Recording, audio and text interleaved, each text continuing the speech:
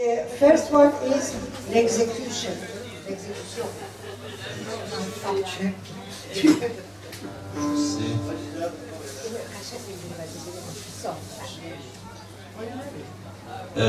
اسم این شعر هست اعدام.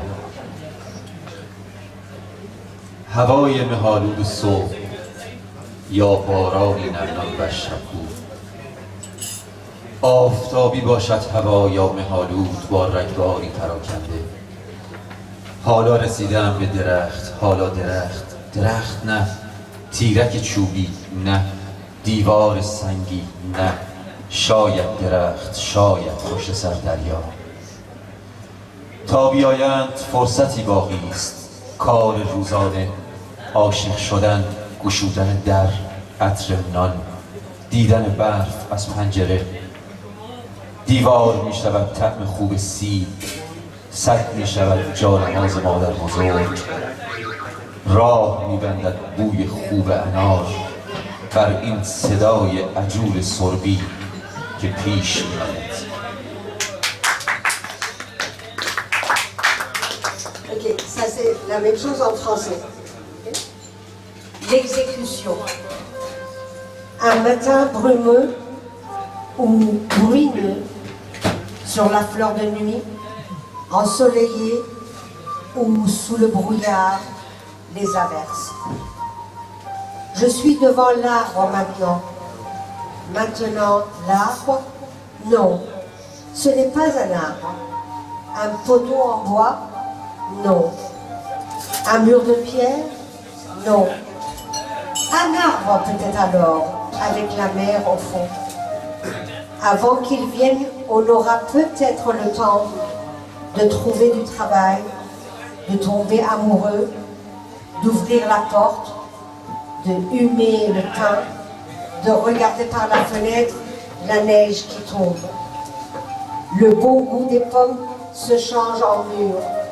Le tapis de prière de grand-mère en barrage, l'odeur des grenades en barrage entier, face à la balle de plomb qui se précipite, hurlante. Merci.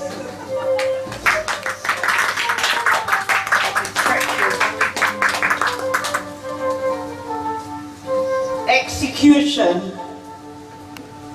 Be it a misty morning or drizzling on the night flower, be it sunny or foggy with scattered showers, having now arrived at the tree now or no tree, but a wooden pole, no, a stone wall, no.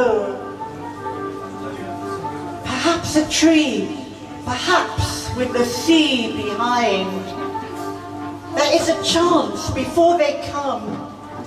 Day job, falling in love. Opening the door, the scent of bread, or watching snow through the window.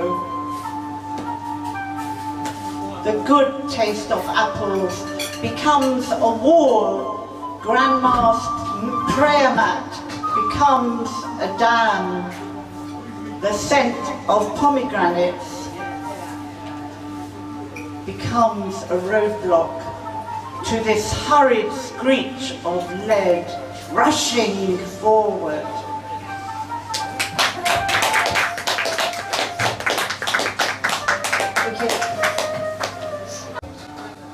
هی می دود دنبالم، در برف هم سفید نمی شود لعنتی.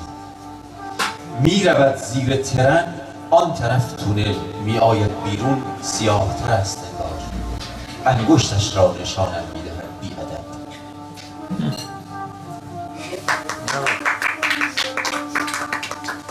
L'ombre ne cesse de me poursuivre, sans même blanchir dans la neige.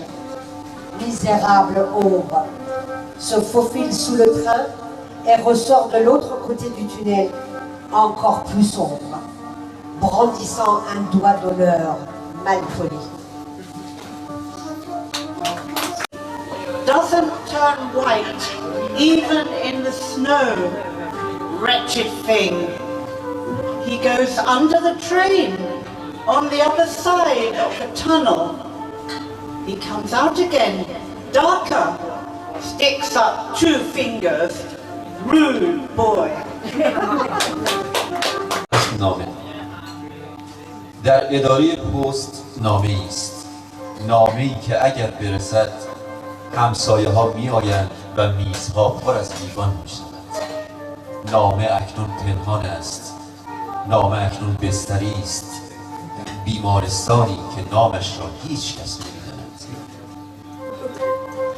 J'adore ce poème, vous allez voir. La lettre. La lettre est au bureau de tri. Une lettre qui, si elle est livrée, rassemblera les voisins, remplira les tables de tasses.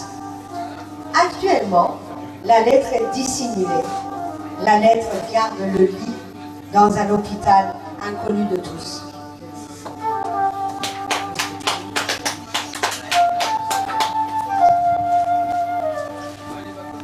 Letter. The letter is in the sorting office. A letter which, if delivered, will gather together all the neighbours and the tables will fill with cups. The letter is currently hidden. The letter is currently bedbound in a hospital of which no one knows the name.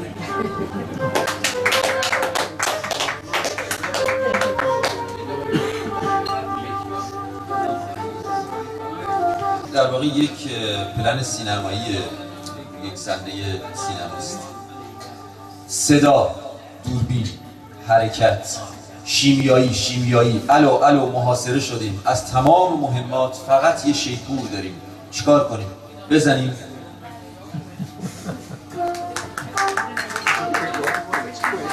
Ça se passe dans un studio de cinéma. L'assiégé. Le son, la caméra, l'action, la bombe, chimique. Allô, nous sommes assiégés. De toutes les munitions de guerre, il nous reste que la trompette. Qu'est-ce qu'on fait? On joue? Coupé. Merdad Arafani est un poète dissident iranien né en 1963 à Shah Savar, une ville portuaire du nord de l'Iran au bord de la mer Caspienne. Il est emprisonné pour la première fois à l'âge de 18 ans à cause de ses opinions laïques qui déplaisent aux intégristes musulmans. Il passe plus de 5 ans à être ballotté de prison politique, en prison politique. C'est à partir de l'âge de 30 ans qu'il a commencé à écrire des poèmes, rapidement censurés et interdits à la publication. Ceux-ci paraissent néanmoins dans des revues subversives, dont très connues parmi les dissidents. Après avoir fui l'Iran en l'an 2000 pour Istanbul, puis Sarajevo, l'Italie et Belgique, il s'installe à Bruxelles, où il utilise activement l'Internet. Oui. L'Internet et les réseaux sociaux, Facebook, Twitter, YouTube, pour diffuser ses créations. Il édite également un magasin en ligne, hashtag.com. Sa poésie est politique mais sobre, sans rhétorique ni dogmatisme. Ses thèmes de prédilection sont l'exil, l'errance et les lieux rencontrés en chemin qui façonnent l'identité et les souvenirs. On va donc lire le poème qui s'appelle Suitcase, la valise. این شعر هست چمدان. باران هفته پیش ژوئن را با عکس ها و پرچم ها، اسکلت ها و دندان ها و فرشتگان اخمو تا ایستگاه بزرگ قطار بدرقه کرد. تهران در چمدانی پر از شهید در دستم و پاریس فاحشه‌ای در خود فراری بود. حالا که توپخانه در چمدان شلوغ است، آزادی پاهای بلندش را جمع و دست بر پستانهای سرد و سفت میدان انقلاب می‌کشد. شب است هنوز، برف می‌بارد، تابستان روی ریل و آفتابی که با قطار می‌رود در زمستان گم می‌شود. Super, super. La valise. La pluie de la semaine dernière a escorté Juin avec des photos, des drapeaux, des squelettes, des dents et des anges aux sourcils froncés jusqu'à la gare centrale. J'ai été errant sous la main, rangé dans une valise pleine de martyrs. Et Paris est une prostituée en fuite dans la valise. La place de l'Artillerie est tellement bondée que la liberté replie ses longues jambes et caresse les seins froids et durs de la place de la Révolution. Il fait encore nuit, il neige, l'été s'allonge sur les rails et le soleil qui prend le train s'égare dans l'hiver.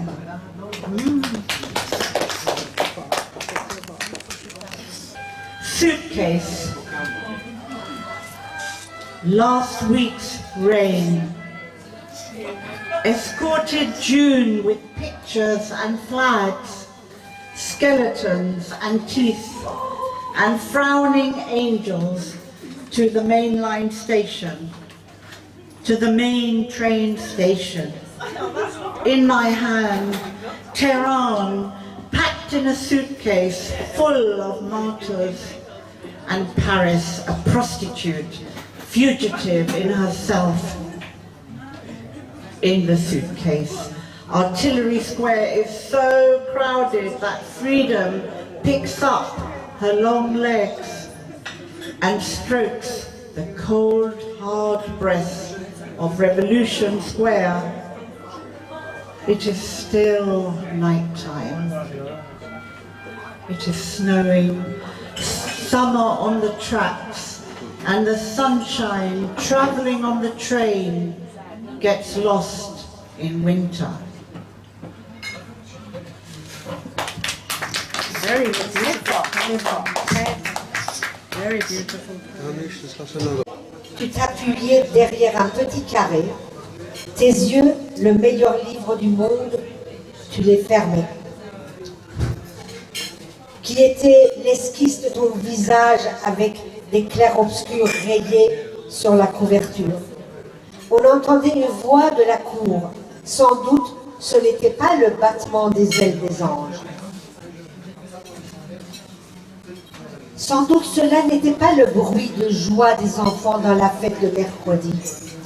Sans doute, ce n'était pas le bruit des feux d'artifice du Nouvel An.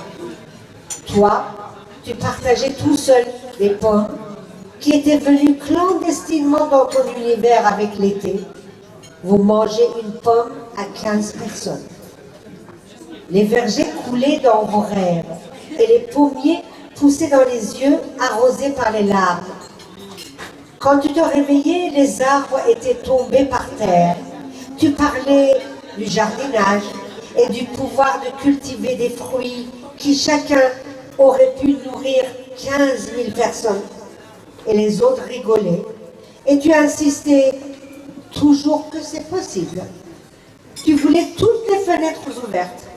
Tu disais, à chaque instant peut survenir un événement. Ils ont fermé tes yeux à ton chemin de rêve. Tu déambulais dans un monde qui n'avait pas de réponse. Chaque soir, pour rencontrer le soleil, tu faisais les 100 pas derrière un petit carré. Tu parlais, Personne ne comprenait ce que tu disais. Personne ne voyait le ciel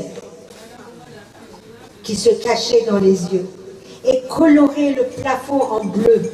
Pendant les nuits, tes yeux ont été libérés pour voir le père et la mère et tes amis avec leurs souvenirs de service militaire.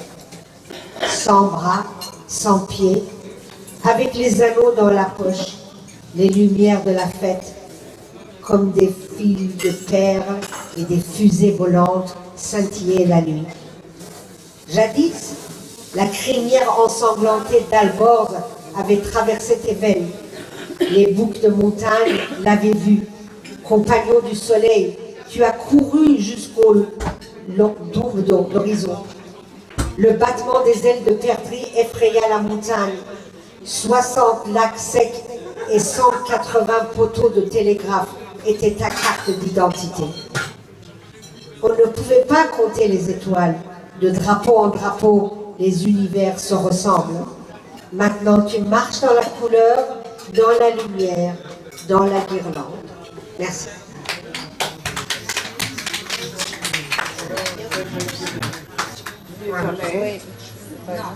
Oh, yes. A room in Austria, eyes riveted on the huge wooden cross, reflected several times in the mirror.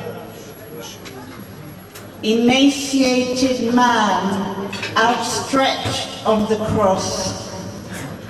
A skinny, dark-haired girl shrieks, refuses to scramble up to the country bed, refuses to sleep below the tortured man on the wall of the Austrian village room. Her parents cajole and reason. Finally, cover Jesus with a towel. Did you? And there's no any translation, but I'm sorry, I didn't know that. Okay? Merci. خبر کنید فیلسوفم بیاید، خشمم را بچلاند، بتکاند، پهنم کند زیر ابری که خیس خیس دارد بی هراس میبارد. به فیلسوفم بگویید تنهایی مال خودش، بگذارد خوب خوب بلرزم، کودکم را در سؤال گم کنم، خاطرات مرده به گورشان برگردند، بگذارد برتولد برشت آدم را آدم کند. ژن‌های افسرده از حال جهان می‌ترسند. به فیلسوفم بگویید یا بمیرد یا از همان راه آمده زود برگردد.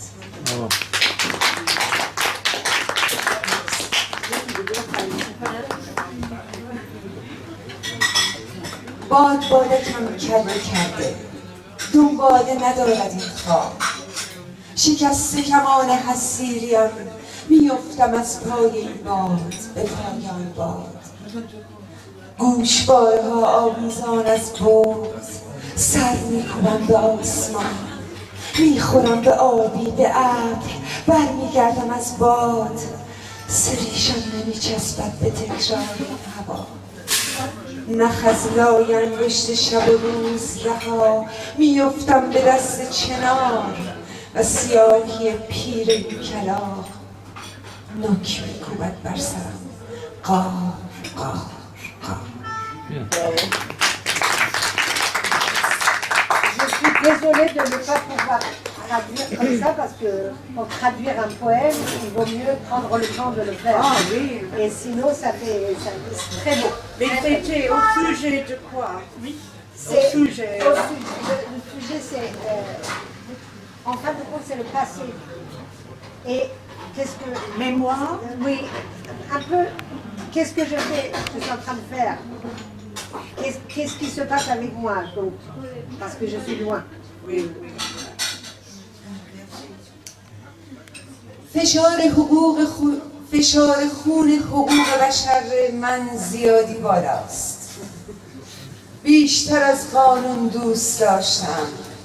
یکی از دنده های چپم را به یونسکو بخشیدم، چون هنوز عاشقانه زن میریزد از نگاهم. زنده زنده پوست دفاع از حیوانات را از تنم میکنند. میخواهید مهربانیم آبگوره نگیرد با درد؟ حقوق بشر در من کشک سیاست ها را ساییده، شیشه چند سلول را در زندان شکسته، همکلاسیش را از امتحان مرگ فراری داده است. فشار خون حقوق بشر در من شاهرگ عشق را پاره کرده است. حالا عادلانه باید به 4 قاره ترس بریزد و تقسیم شد. C'est une satire sur les droits de l'homme. Et l'UNESCO. Je vous remercie. Je suis désolée parce que C'était très bien.